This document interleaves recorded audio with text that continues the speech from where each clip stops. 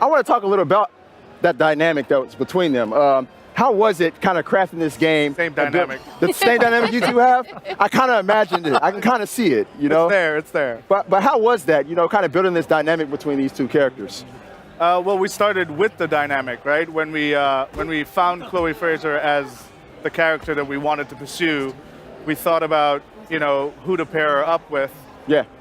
The one that created the most conflict and therefore growth would have been Nadine Ross, right? This ex-paramilitary leader of Shoreline. Yeah. I mean, and the personalities couldn't be further apart. You have the enigmatic Chloe Fraser, hustler, wheeling, dealing, always backing out when it gets too tough. And right. then the pragmatic, militant leader, Nadine Ross. It was perfect. Yeah, I mean, when I first read that, I was like, oh, wait a minute. Chloe is like impulsive, and Nadine is so like calm and collected. I was like, and we're going to talk about teamwork, and they're going to solve this adventure together? Are we sure that's going to work out? Yeah, that's it. That's exactly the question. Yeah. Right. So another thing we saw in that trailer is you guys revealed who the villain is in the game. And it's somebody that a lot of people might not have known about. I think diehard Uncharted fans might know who this is. Could you explain who that is, though? The villain? The villain.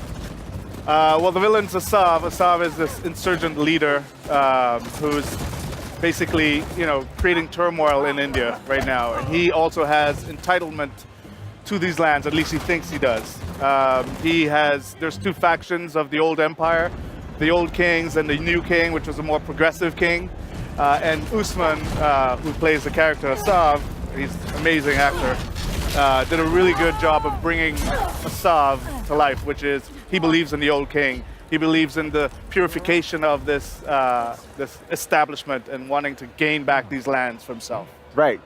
These zealots, man, I swear, they just want everything to be their way. Right. All right, so, and that eventually forces Chloe and Nadine to join forces, if I'm not mistaken, right?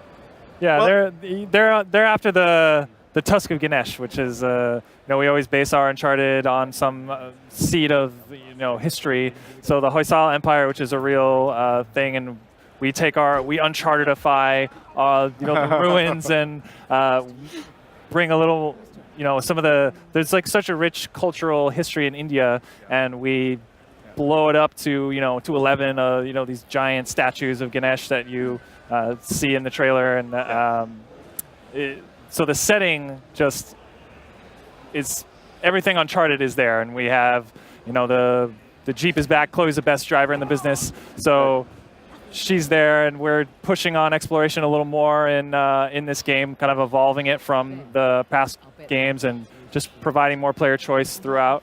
And nice. Yeah. Other than the statues of Ganesh, are you guys going to get into any Hindu mythology, given like the vastness of that situation? Well, these are archaeological sites. I have to say this, right? Because that's true. These are ruins of the great Hoysala Empire, right? And we did a lot of research to ensure that we, you know, respect the, you know, the religion. There are thousands of people, hundreds of thousands of people, if not millions, that still practice Hinduism avidly, daily. So we wanted to approach this thing with respect, reverence, but at the same time in context of a game. So a lot of these archaeological sites are based on the Hoysala people and their empire. And the story of the Tusk of the Ganesh and how he lost his tusk, which they talk about in the trailer, that kind of thread, that is like from a real text in Hinduism. So there's like, we've taken it and made it as the base of our story. Yeah. Right. I really like how you guys always dig into the intricate history of these settings and of these cultures before you implement them into the games. It's always astounding to me.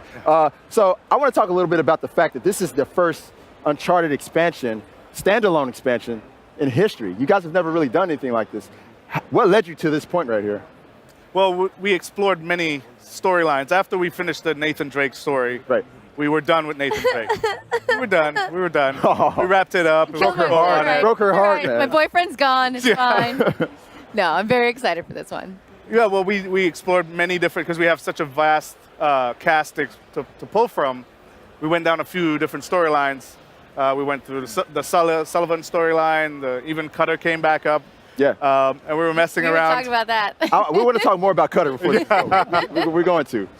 But, you know, the Chloe story just kept jumping back out at us. It was, you know, she's such a self-preservationist. She's, you know, always like bailing out at the last minute. Right. You know, And she was just an intriguing Survivor. character. Exactly. Yeah. She's a survivor. And we wanted to see how, just putting her up with someone like Nadine, if Chloe was the showrunner, if this was her job, Right.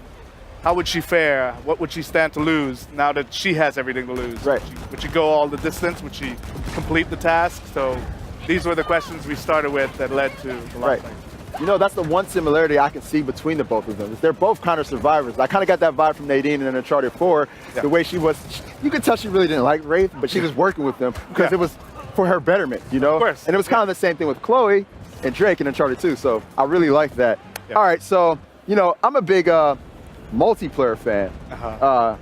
Kurt, you know this. You know this more than anybody. I love the Uncharted multiplayer. Will there be any tie-ins of any sort from the game? So yeah, so Lost Legacy comes with the entire multiplayer suite of Uncharted. We're kind of unifying the multiplayer. So both Uncharted 4 and Lost Legacy have the same multiplayer. So you get everything with all the DLCs released, all the survival mode, the co-op, and then so all the DLC they've done, and then we're gonna have some Lost Legacy content in the future that we'll be talking about soon. That is so great. How was it kind of taking this different path as far as narrative goes? You had this wisecracking, very clever, witty Nathan Drake, and now you have like a completely different personality in the driver's seat. How was it kind of changing gears on that? We built the game around Chloe. So, Yeah. the tone of the game reflects her state of mind and where she goes, the arc that we're going to be pushing. It's a little grounded, a little more grounded, maybe even darker at times, but it's still fun, still has that sense of wonder and Chloe adventure. in the end is a fun character. Yes. Yeah. Right. That's why we like her. Yes. So she fits the Uncharted, the main character being a fun character is an Uncharted thing. So Right. it fits right in. Now I gotta ask, since Chloe is there, does that mean there's gonna be a lot more driving in this one? Because I gotta say, in Uncharted 4, I didn't do so well with those driving scenes. There's driving. There's more driving. That was good. You really don't like driving sequences. So I know I this. do know not like this. driving sequences. You guys are trolling Meredith. There's parts. Yeah, we're trying to provide a lot of different options to the player. So there's parts where you drive, but there's also a lot of encounters you can engage or not engage with. We have a lot more stealth options and Nice. silence weapons, and the lock picking is a Silence weapons, that's kind of new, right? yeah. So you can lock pick Picking and is new as well. Nice. Open a That's crate. cool. Yeah. So It's literally the sum of all our Uncharted. We're building on the foundations that we have and known all throughout Uncharted. We have big set pieces. We climb and traverse like enormous statues and ruins of ancient civilization. So the sense of wonder is there. We also went back to the scale factor that people loved of the old Uncharted as well. Yeah. So. Right. there's a lot of puzzles Yes. too. Gotta have puzzles. We You gotta love have Sorry without those. puzzles. You gotta have those. All right, I got one more quick question. Because at the end of Uncharted 4, I was asking myself, where's Chloe at? And now she's here. So now my question is, where's Charlie? Where's Cutter? Charlie. Yes, Oh, Charlie Charlie Cutter. Cutter. Where's Charlie Cutter? I love Charlie So Cutter. you gonna make maybe a little appearance? I mean, I know they had a little something going in Uncharted 3, so any All the chance? conspiracy theories right over here. I would say that this story is about Nadine and Chloe, Okay, all right. but you never know, right? In another life. Maybe, yes. Well, I'm glad you guys at least mentioned him in Uncharted 4. That felt good. Well, anyways, thank you very much, Sean and Kurt, for your time, and Meredith for joining us. Absolutely. And Thank on you. that note, we're going to go